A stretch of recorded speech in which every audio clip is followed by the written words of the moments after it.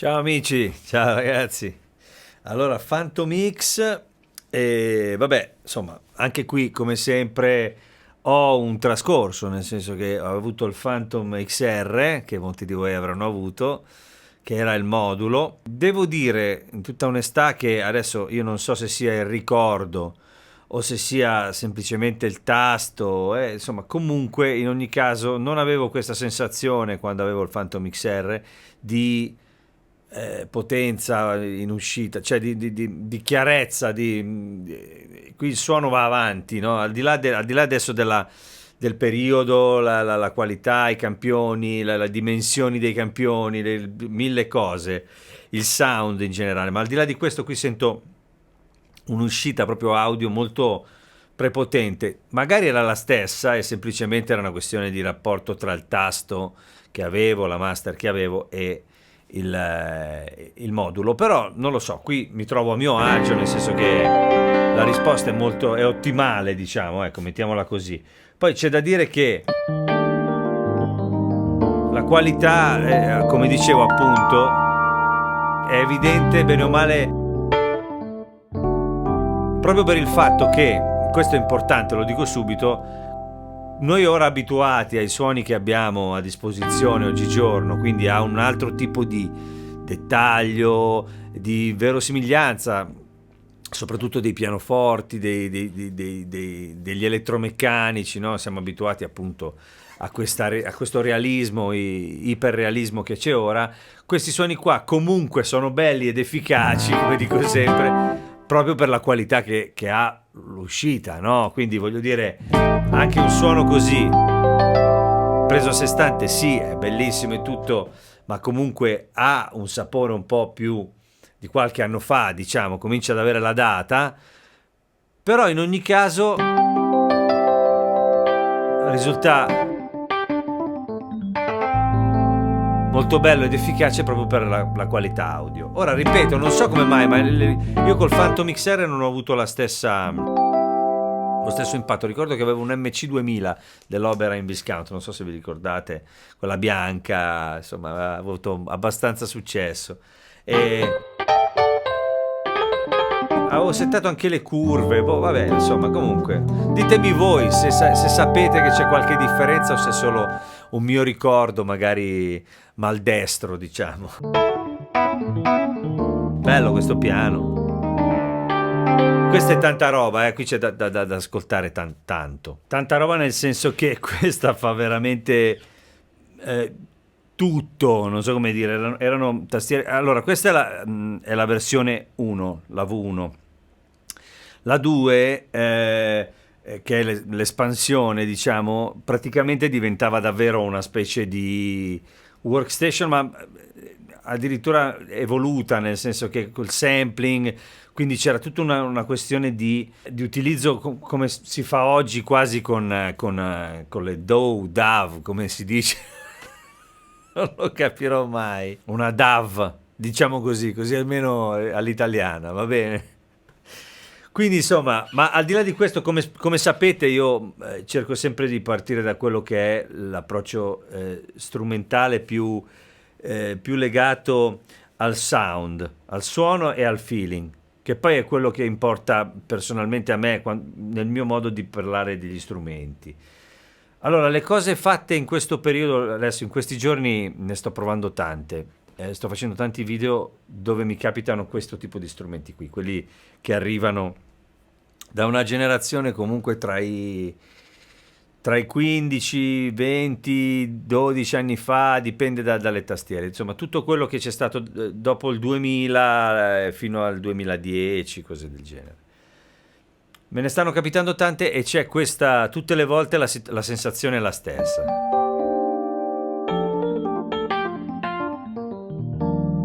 Questa questione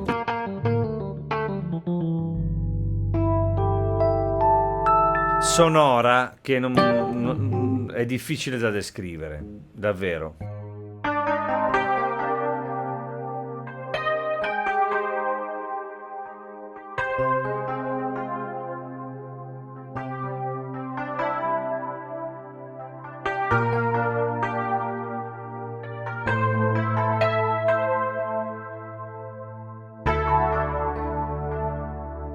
so come dire, ogni suono, non tanto per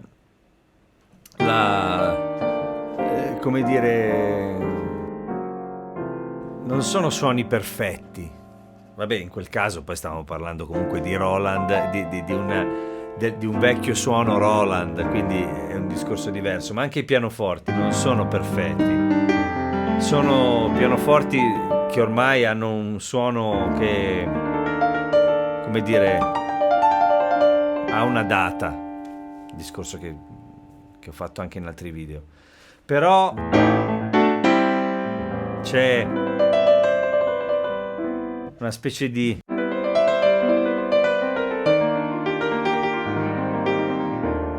crema, anche quelli un po' più scuri.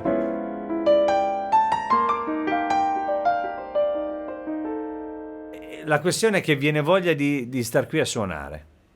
Questa cosa qua è, ragazzi, è una cosa difficile da decifrare. Mi capita ogni tanto qualche tastiera più moderna, non tutte, ce ne sono di bellissime, ma me ne capitano dove il suono è, magari perché hanno fatto delle scelte di mercato, la fascia e questo e quell'altro, e quindi non si può pretendere che suoni. Tutto questo discorso qua alla fine porta sempre al fatto che poi magari fanno 1 miliardo di cose, ma non ci stai su. E essere ispirati da uno strumento secondo me è fondamentale, no? Questi magari non avevano appunto il dettaglio di quelli moderni, però avevano una forza tutta loro. Poi vabbè, in particolare non sto parlando in particolare di questa Phantom, perché io poi all'epoca, dopo quell'esperienza con il Phantom XR, che appunto, figuratevi, cioè, sentirlo adesso secondo me suona di brutto, ma all'epoca era in mezzo alle cose che suonavano tutte in un certo modo, e non mi ero collegato, diciamo, mi piaceva, però non era quello che faceva per me. L'ho usato per tanto, non mi fraintendete, però nello stesso periodo c'erano altre aziende che facevano cose simili, e dopo un po' ho cambiato.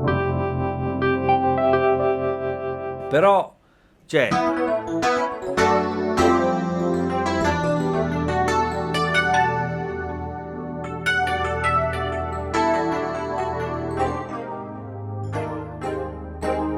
però il discorso parte sempre dalla...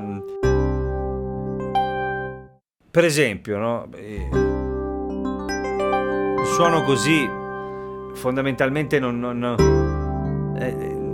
ha niente a che vedere, no? Un po' con quello che si sente oggi, però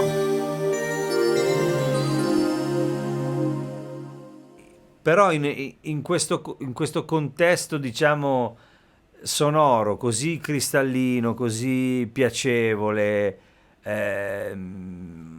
profondo, no? Con un orizzonte lontano, tutto prende un'altra piega. Allora si comincia a pensare di poterli utilizzare questi suoni, no? In un ambito differente,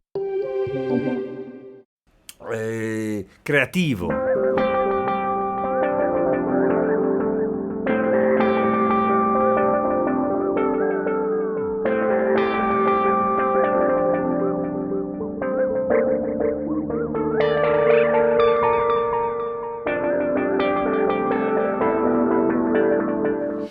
Ti vengono le idee, Torniamo un po' al discorso anche poi per quello che riguarda queste cose, no?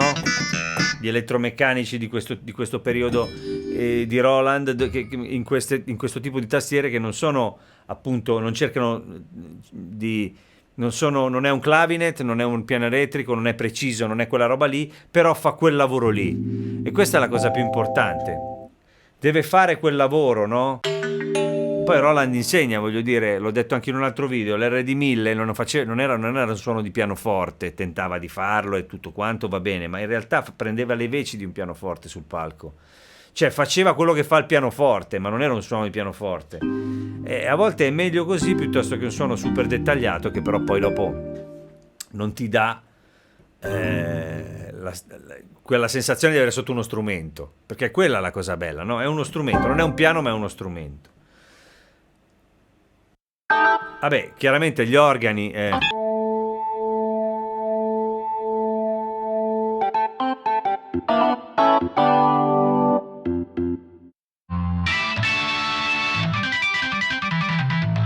questi suoni super spinti di quell'epoca, me li ricordo. Gli organi rock che c'erano in questo periodo nelle workstation avevano sempre... Nelle workstation avevano sempre questo suono arrabbiatissimo, con l'attacco violentissimo. Poi ci sono suoni, qui veramente non ne veniamo fuori più, perché ce n'è... È una workstation, quindi non manca niente.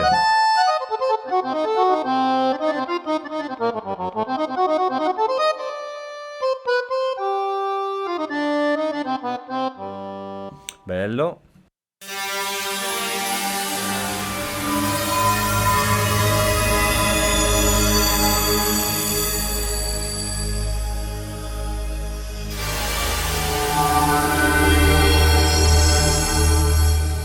Spaziale. Molti di questi suoni me li ricordo perché alcuni erano contenuti nel rack.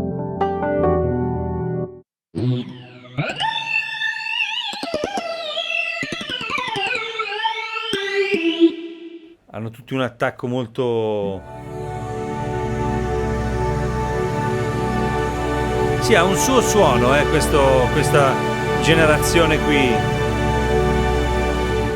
Molto aggressivo.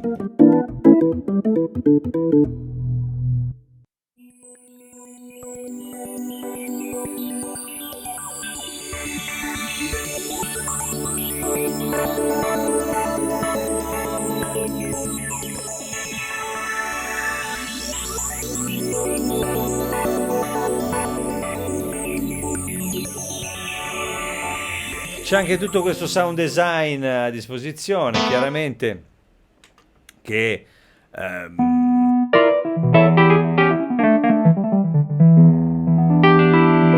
adesso qui sto passando da una cosa all'altra, ma insomma ci sono talmente tanti suoni che è veramente difficile seguire. Diciamo che per esempio se dovessimo pensare ai bassi synth, per esempio,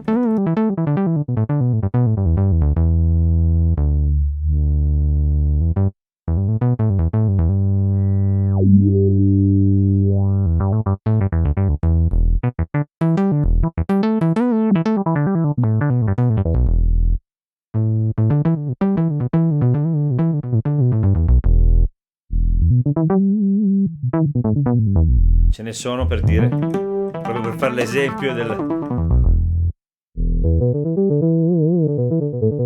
nel senso, questo per ogni categoria, non sto finendo più, sto andando avanti, ne sto incontrando uno dietro l'altro,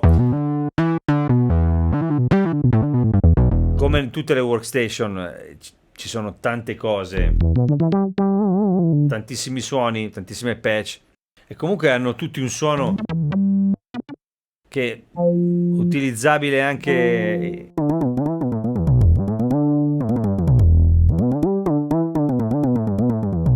per produrre, nel senso che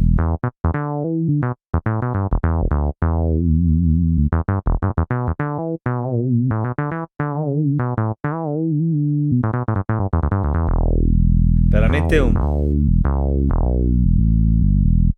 un suono molto molto molto incisivo.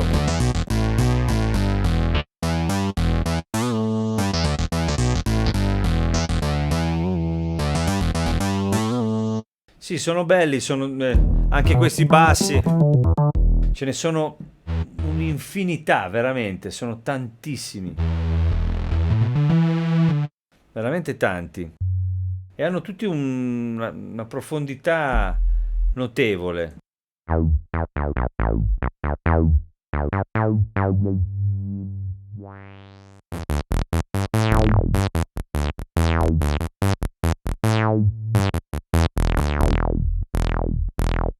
Questa è la qualità.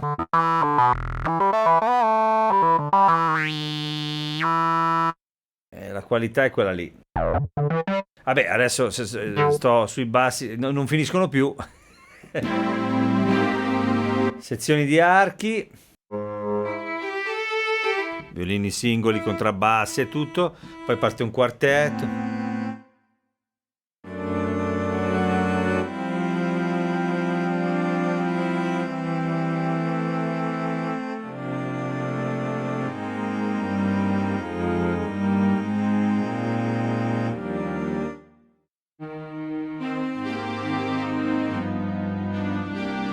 E qui si tratta un po'. Bello questo. Questo me lo ricordo.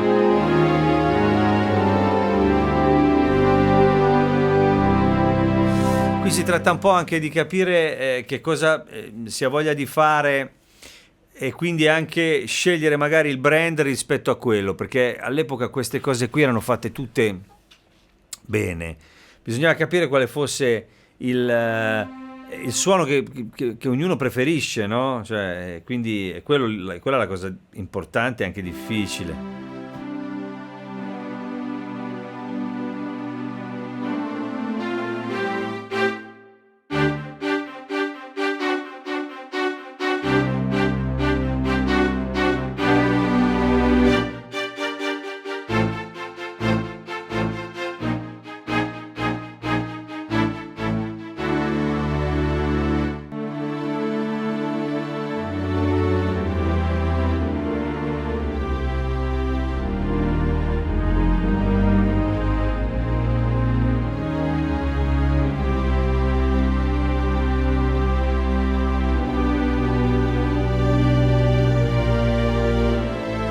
Belli, bellissimi.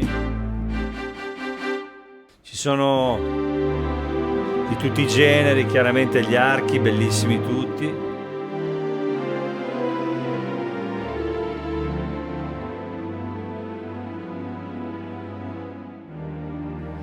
E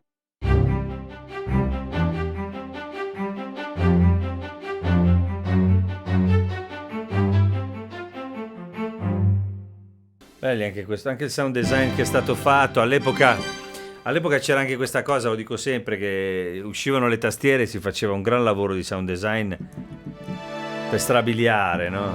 Devo dire che bellissima anche tutta la parte degli archi, quelli mescolati.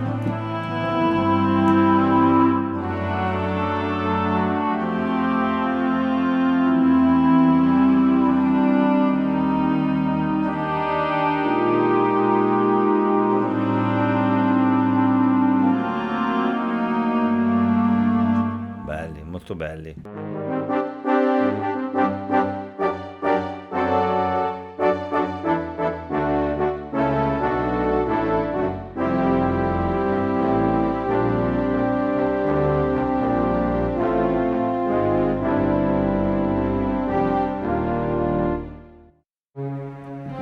Ce ne sono tantissimi, ragazzi, veramente. Quando si tratta di questo tipo di workstation sarebbe da stare qui fare 100 puntate, perché poi dopo tutte le categorie, che sono tantissime, flauti di pan,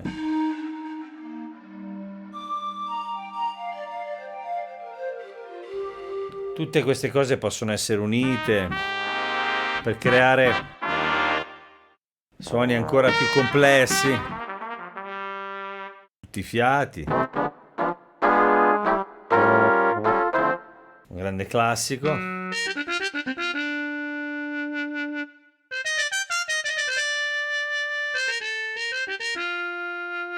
tromba Miles Davis aveva conquistato in quel periodo il mondo delle tastiere.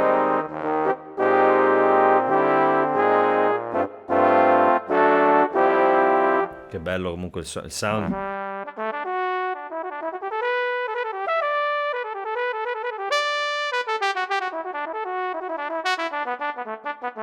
Belli, i suoni sono tutti belli, ragazzi.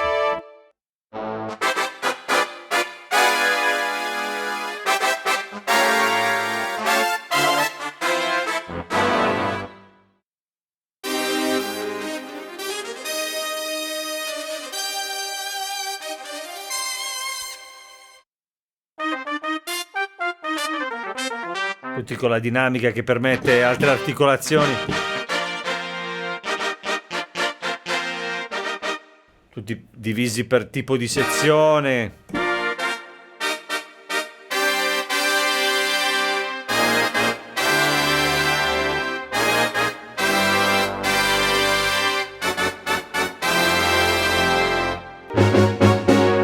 Poi si arriva ai synth. Arrivederci, eccole qua.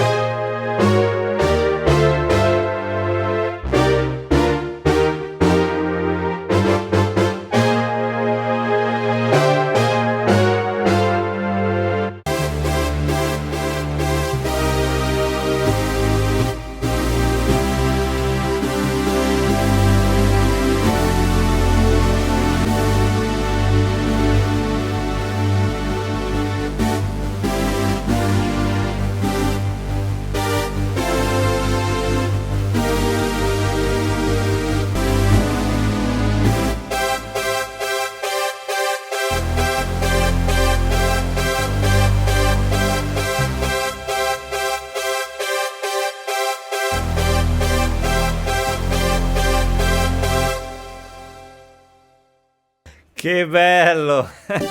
Che mazzate, ragazzi!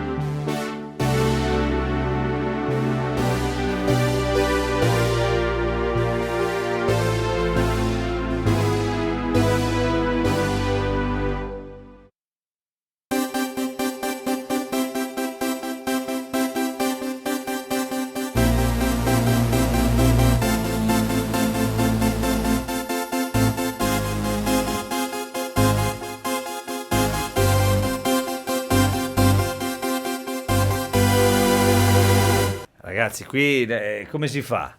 Cioè, nel senso, si va avanti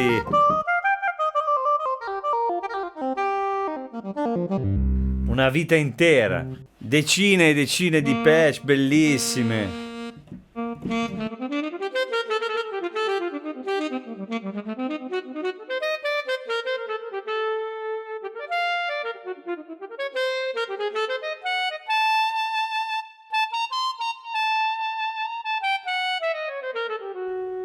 Bellissime anche queste cose.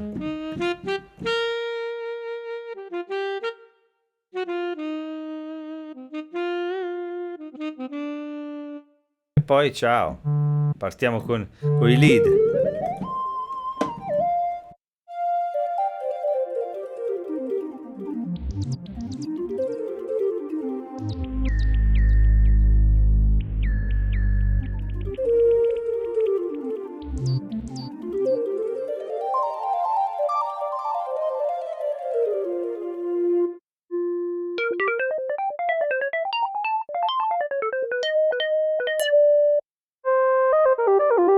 Questo è bellissimo. Questo è quello che ho usato anche nel brano all'inizio. All'inizio, ho detto, all'inizio.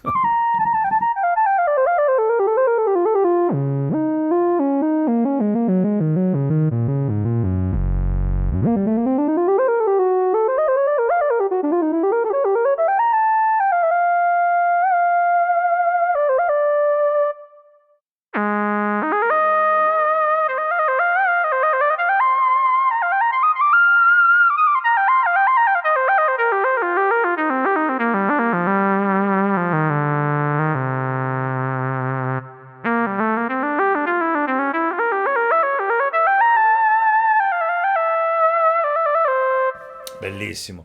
Poi io all'inizio metto sempre quei brani dove faccio un po' di frasi, un po', perché quello è un po' per capire l'effetto anche, come dire, generico di pronuncia, come reagisce un po' anche poi il suono a un certo tipo di approccio musicale che passa per più piani espressivi, no?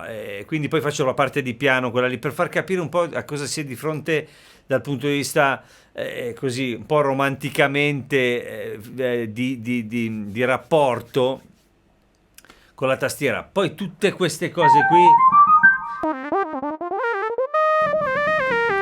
bisognerebbe farci un pezzo per ognuno praticamente.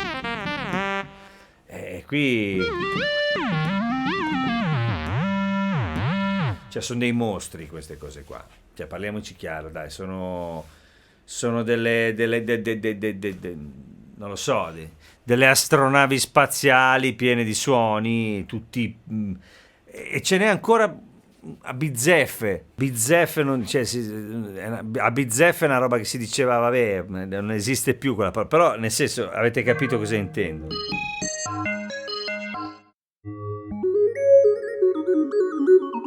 Sono tantissimi i suoni, cioè.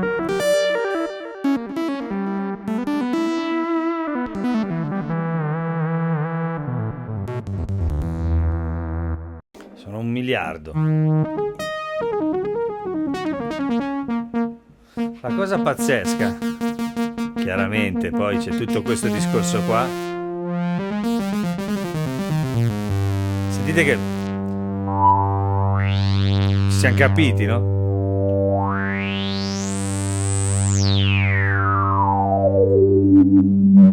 Cioè, nel senso,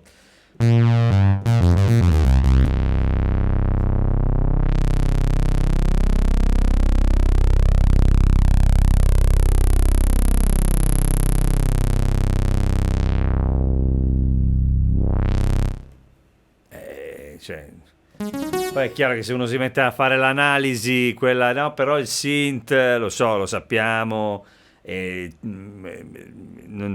non si può pretendere da una workstation di questo periodo, le possibilità che ci sono oggi di virtualizzazione di tutto, dei filtri, siamo andati avanti, questo si sa, però la chiocca, la mazzata di questi strumenti qua è impressionante, ragazzi.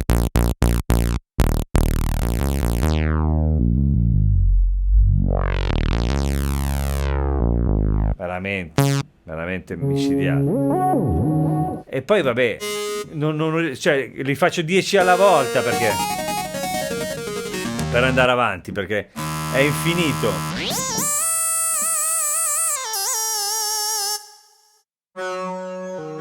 Ce ne sono veramente tantissimi. Poi si passa a queste cose, diciamo, d'effetto.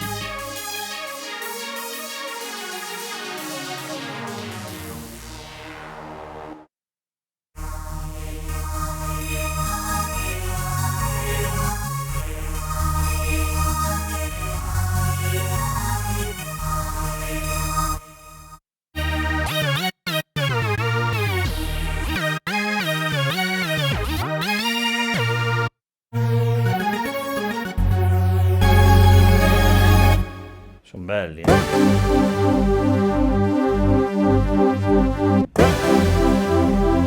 molto bello questo.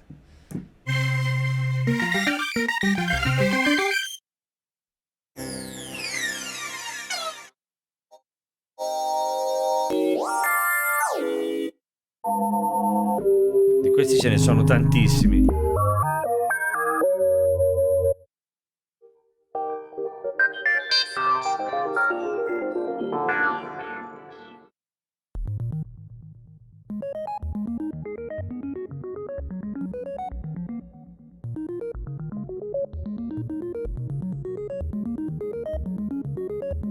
Vabbè, queste sono tutte poi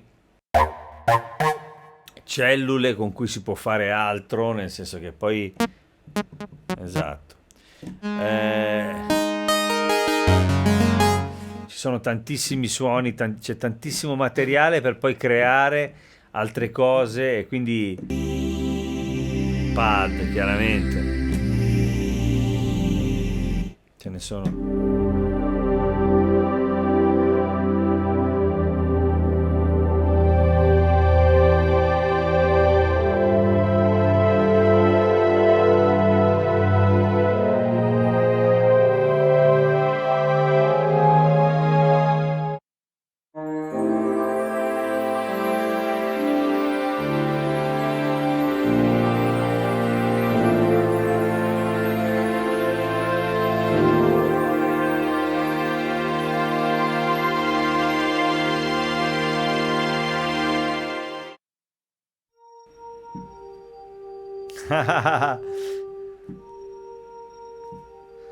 Guerrieri della notte, mi viene in mente.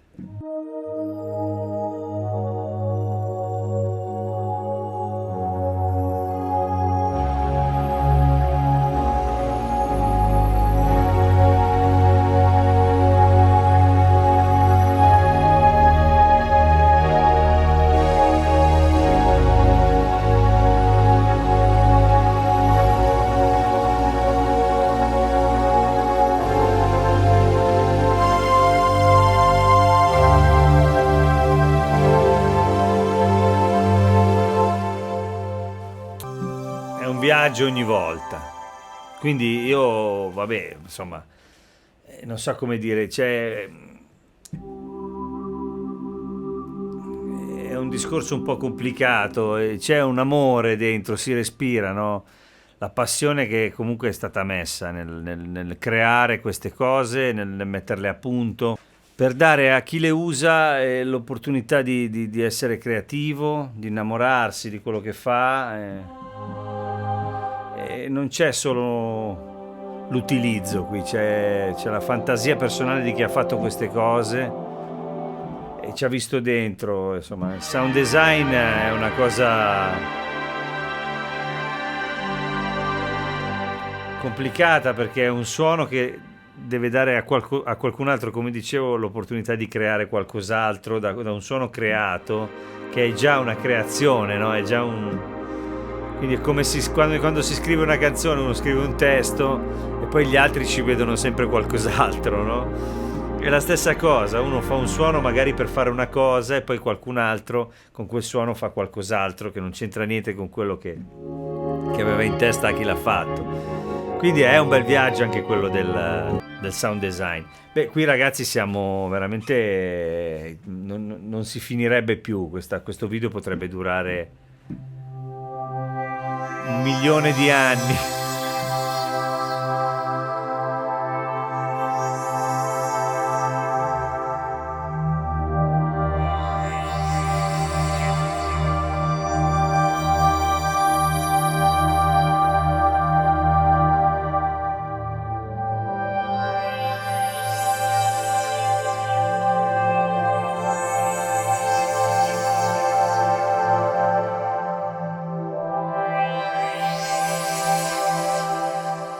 Niente. Ogni volta si riparte con un viaggio.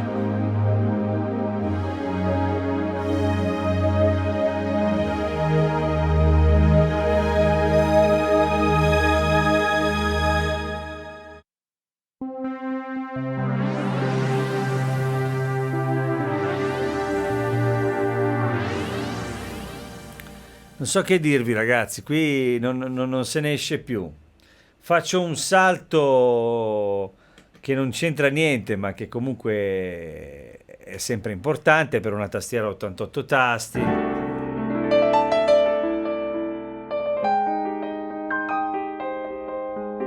Che è il pianoforte.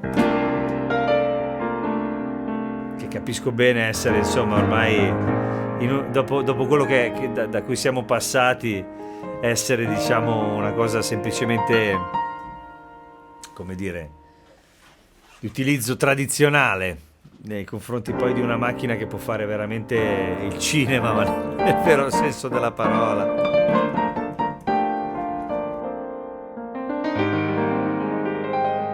Però insomma, storicamente è partito tutto da qui, quindi insomma è importante, no? Parlo dei tasti e del pianoforte. Ma qui siamo ben oltre, siamo in un sintetizzatore, una workstation che fa cose veramente incredibili. Io cercherò di condensare meglio che posso questo. Non vi dico quanto è durato questo video, ma cercherò di fare una cosa che possa farvi capire qual è il valore di una macchina come questa. Poi tutta la parte tecnica, ci sono un miliardo di cose da dire, ma avete sentito come suona, secondo me quello basta e avanza. Quello che posso dire è che ha un'anima che io sto scoprendo adesso, che forse non avevo scoperto con l'XR, o che forse ero in un periodo in cui avevo bisogno di suoni da utilizzare in certi contesti e non mi ero addentrato probabilmente in quella che era così la parte, cioè, appunto, tutta questa emotività e questa creatività che c'è dentro. E a volte quando si lavora, quando questo mestiere diventa un lavoro quotidiano, agli strumenti ci si approccia in modo magari così un po' solo produttivo e non creativo, no? Poi negli anni si torna indietro, io ormai penso solo alla creatività in realtà. E quindi quando trovo strumenti così mi emoziono, insomma. Quindi ragazzi, io vi ringrazio, se vi piace quello che faccio e come lo faccio, iscrivetevi al canale, andate sul mio sito www.maxkeys.com dove trovate tutte le categorie dei vari strumenti, le tipologie di strumenti divise per categorie e lì trovate tutti i video che adesso cominciano a essere un po', cominciamo a essere un po' anche noi questa specie di chiacchierata del sabato sulle tastiere. Io vi ringrazio perché siete sempre gentili, mi mandate un sacco di messaggi, commentate perché per me è importante per far crescere il canale. E devo ringraziare Daniele Manfredi, e qui c'è anche Michele oggi, li ringrazio tanto, abbiamo fatto una bella chiacchierata anche lì filosofica su altre cose, ma importante. Ringrazio Daniele, ringrazio SynthCloud che mi ha dato l'opportunità di essere qui, come vedete circondato da tastiere. Quindi ancora un grazie enorme, un bacio forte, ci vediamo presto. Ciao ciao.